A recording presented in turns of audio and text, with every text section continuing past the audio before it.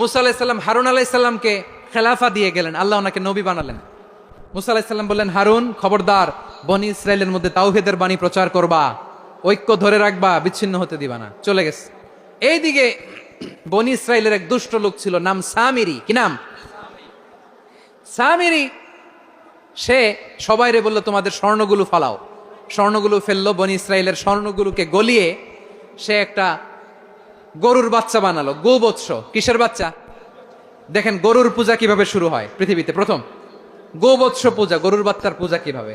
সে স্বর্ণ গলি গরুর বাচ্চা করে, জিব্রাইল আলাইহিস সালাম যে জামিনে এসেছিলেন, ওই ফেরেশতার পায়ের নিচের একটু মাটি সে বুদ্ধি করে প্যাকেটে রেখে দিছিল। সে গরুর বাচ্চা বানায় স্বর্ণ দিয়ে গলিয়ে ওই মাটি এটার মধ্যে ঢুকাই দিছে বেলকি দেওয়ার জন্য।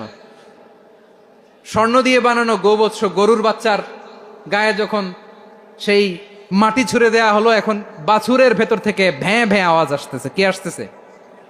সবাই তো অবাক। সামিরি বলে, আরে তোমরা যে 70 জন দিয়ে মুসা আলাইহিস সালামরে পাঠাইছো, ওইদিকে এত ঘুরতেছে, আল্লাহরে খুঁজে পায় না, আল্লাহ তো এটার ভিতরে ঢুকছে।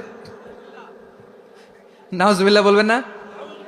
তোমরা যে 70 জন দিয়ে পাঠাইলা, 70 জন নিয়ে মুসা আলাইহিস সালাম খালি ঘুরতেছে, আল্লাহরে পায় না।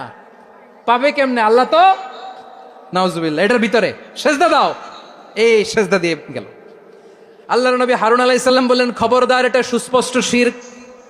আল্লাহ সব গুনাহ মাফ করে, শিরকের গুনাহ মাফ করে না, খবরদার তোমরা থামো। কে শোনে কার কথা? এই যে যেমন এখন আপনারা আমার কথা শুনতেছেন না? শুনতেছেন? হারুন আলাইহিস সালাম বললেন, খবরদার, এই শিরকি কাজে তোমরা সংযুক্ত হয়ো না। তোমাদেরকে কি মনে নাই আমার ভাই মুসা আলাইহিস সালাম কি বলছে? আল্লাহ শিরক মাফ করে না, খবরদার শিরক করো না, আল্লাহরে ভয় করো। হারুন আলাইহিস সালাম তাদেরকে বুঝালেন, শিরক করো না, আল্লাহরে ভয় করো। শুধু এতটুকুই তিনি বুঝালেন, দাওয়াতি কাজ পালন করলেন, কিন্তু প্রতিরোধ করেন নাই, সশস্ত্র সংগ্রামে লিপ্ত হন নাই, বাধা দেন নাই। কারণ গৃহযুদ্ধ বেঁধে যেতে পারে। উনি ভাবলেন, আমি যদি আমার বাহিনী নিয়ে দাওয়াত দেওয়ার সাথে সাথে প্রতিরোধ করি, আক্রমণ করি, ওরাও আমারে আক্রমণ করবে, ব্লাডশিড হবে, রক্তপাত। এমন অবস্থা হবে বনি ইসরায়েলের মধ্যে, যেটা হয়তো আমার ভাই মুসাও কন্ট্রোল করতে পারবে না। সুবহানাল্লাহ কইবেন না? এক একজন নবীকে আল্লাহ তাআলা কি ইন্টেলেক্ট দিয়ে পাঠিয়েছেন।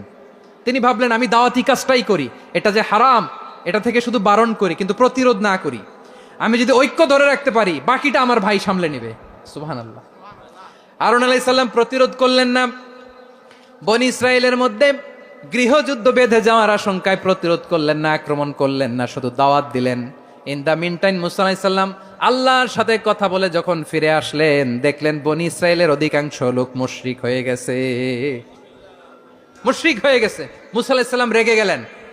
রেগে প্রথমে বনি ইসরায়েলদেরকে অ্যাটাক না করে ভাইয়ের দাড়ি ধরলেন। হারুন আলাইহিস সালামের দাড়ি আর চুল। মেজাজি নবী ছিলেন।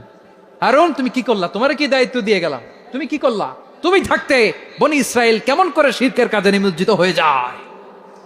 সাইয়েদনা হারুন আলাইহিস সালাম বললেন, ইন্নী, কোরআন সাক্ষী,